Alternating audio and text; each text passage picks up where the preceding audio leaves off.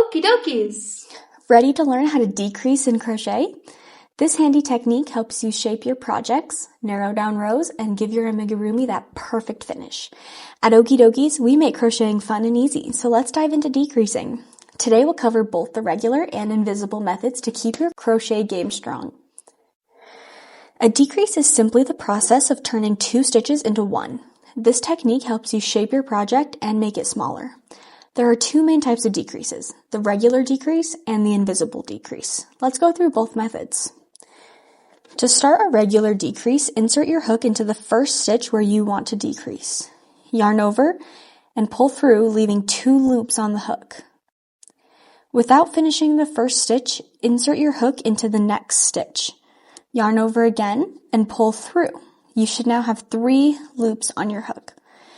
Yarn over and pull through all 3 loops at once.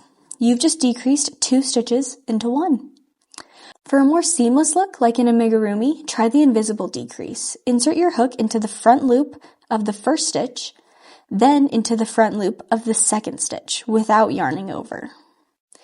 Now, yarn over and pull through both front loops at the same time. Now you should have 2 loops on your hook.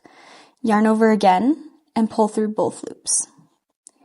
Now your stitches are decreased and the join is barely noticeable. Decreases are great for shaping projects like amigurumi, garments, and finishing edges. Use them when closing off limbs on toys, tapering sleeves in sweaters, or cinching up the top of hats.